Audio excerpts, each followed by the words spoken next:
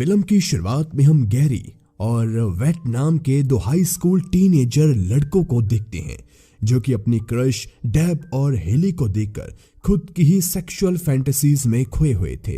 तभी स्कूल के दो लड़के इयान और मैक्स उन्हें बुली करने के लिए उनके पैंट्स को नीचे खिसका देते हैं और इस तरह उन्हें वहां मौजूद डेब और हेली के साथ और भी सभी लड़कियां देख लेती हैं, जिससे दोनों बहुत ज्यादा शर्मिंदा होते हैं और चुपचाप वहां से चले जाते हैं। यहाँ हमें जानने को मिलता है कि गैरी और वेट दोनों ही थोड़े फट्टू किस्म के बच्चे हैं जो कि हर छोटी चीज से डरते हैं। कुछ दिन बाद वेट के पेरेंट्स हफ्ते भर के लिए कहीं बाहर जाते हैं और यहाँ हमें पता चलता है कि वेट का एक शेट नाम का बड़ा भाई भी है जो कि हमेशा वेट को मारता रहता है। हालांकि वो भी वीकेंड पर एक पार्टी में गया हुआ था, इसलिए वेट के पास गैरी भी उसके घर एक रात रहने के लिए आता है, जहां पर वो दोनों 1931 की एक क्लासिकल फ्रैंकेनस्टाइन मूवी देख रहे होते हैं, जिसे देखते हुए गैरी को उस मूवी की ही तरह एक वर्चुअल लेडी बनाने का आइडिया आता है। इसीलिए वो वेट को उसके कंप्यूटर के जरिए एक वर्चुअल लेडी बनाने का बोलता है और फिर वेट भी उसके बताए अनुसार एक परफेक्ट वर्चुअल लेडी बनाना शुरू करता है, जिसके लिए उन्हें काफी ज्यादा पावर की जरूरत पड़ती है। इसीलिए वो गवर्नमेंट के कंप्यूटर्स हैक कर लेते हैं, जिससे उन्हें अपने जरूरत के हिसाब से पावर मिल भी जाती है और उसके सर्किट के इलेक्ट्रोड्स को वो एक डॉल से कनेक्ट कर देते हैं और जैसे ही वो प्लग ऑन करते हैं तब अचानक से वहां पर तूफान आने लगता है और उनके घर की हर चीज चारों तरफ फैलने लगती है, जिसे रोकने के लिए वो कंप्यूटर को अनप्लग करते हैं, लेकिन कोई फायदा नहीं होता। जिसके बाद गैरी उस कंप्यूटर को खिड़की से बाहर फेंक देता है, मगर फिर भी सब वैसे ही रहता है। लेकिन कुछ देर बाद सब कुछ शांत हो जाता है और देखते ही देखते वहां गैरी और वेट के सामने एक खूबसूरत सी लड़की आ जाती है, जिसे देखकर दोनों दंग रह जाते हैं, जो कि दोनों को बताती है कि तुम लोगों ने ही मुझे बनाया है। यानी कि गैरी और वेट दोनों मिलकर एक वर्चुअल लेडी बनाने में कामयाब हो गए थे, जिसके पास खूबसूरती होने के साथ साथ सुपर पावर्स भी थी। कुछ देर बाद दोनों इस वर्चुअल लेडी के साथ एक कार से किसी क्लब के लिए निकलते हैं और रास्ते में गैरी उस लेडी के कहने पर उसका नाम लीसा रखता है। दरअसल गैरी ने उसे लीसा नाम इसलिए दिया था क्योंकि लीसा उसकी एक्स गर्लफ्रेंड का नाम था, जिसने गैरी को डंप किया था।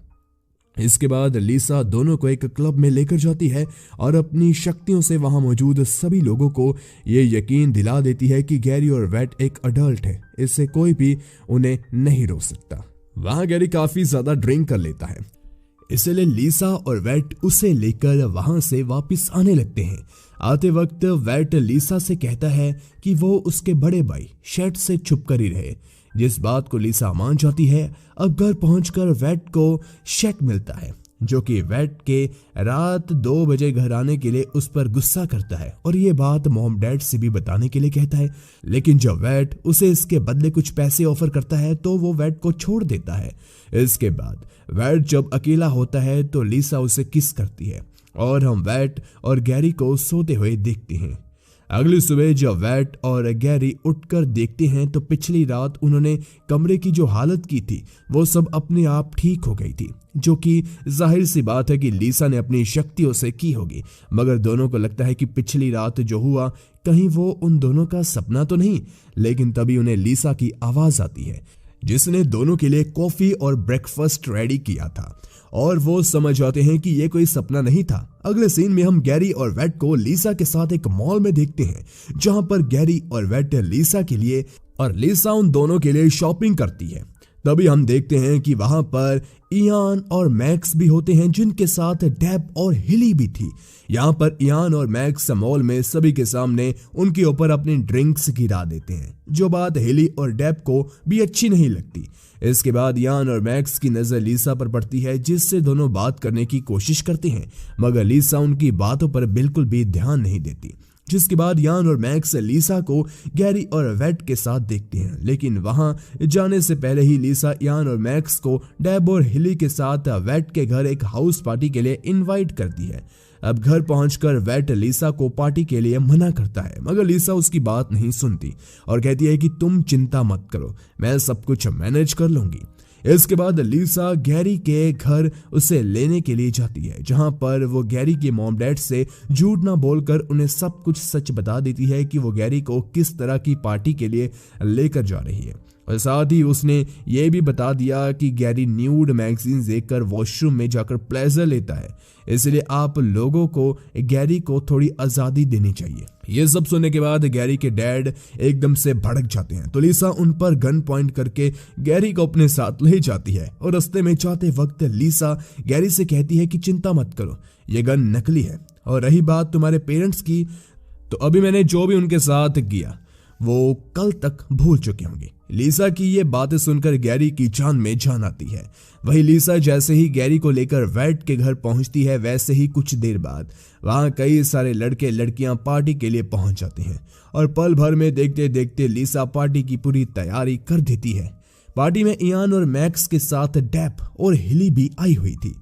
अब ये देखकर गैरी और वेट इस शोर शराबे से बचने के लिए वॉशरूम में चले जाते हैं, जहां पर कुछ देर बाद डेब और हिली भी पहुंच जाती हैं, जिन्हें गैरी और वेट से पता चलता है कि ये वेट का घर है और ये पार्टी इन दोनों ने ही दी है। अब यहां से बाहर निकलने के बाद इयान और मैक्स गैरी और वेट से मिलकर उसे माफी मांगते हैं और बातों ही बातों में वो दोनों लीसा के बारे में पूछने लगते हैं, जिस पर गैरी उन्हें लीसा का सच बता देता है कि उन्होंने कैसे उसे बनाया। ये सुनकर इयान और मैक्स उनके लिए भी एक ऐसी लेडी बनाने के लिए बोलते हैं, जिसके बाद वो दोबारा से वही सब करते हैं और उनके घर में बहुत ही भयानक तूफान आ जाता है, जिससे पूरे घर की हालत खराब हो जाती है। ये देखकर लीसा गैरी और वेट के पास जाती है और उन्हें बताती है कि इस बार उन लोगों ने जिस मैगजीन से सर्किट को जोड़ा था उसमें एक मिसाइल बनी हुई थी, इसलिए उनकी इस बेवकूफी से वेट के घर असली की मिसाइल आ जाती है। और इसी वक्त वहां पर वेट के ग्रैंड पेरेंट्स भी उसे देखने के लिए पहुंच जाते हैं, मगर लीसा उन दोनों को फ्रीज करके कप बोर्ड में बंद कर देती है। हालांकि लीसा ने इस बार वेट और गैरी को असली मर्द बनाने की ठान ली थी, क्योंकि अभी तक लीसा ने इनके लिए जो भी किया वो सब किसी काम नहीं आया। इसीलिए वो अपनी पावर से वहां पर कुछ बाइकर गैंग्स को बुला लेती है, जो कि आते ही वहां पर गुंडागर्दी करने लगते हैं, लेकिन उन्हें देखते गैरी और वेट छुप जाते हैं।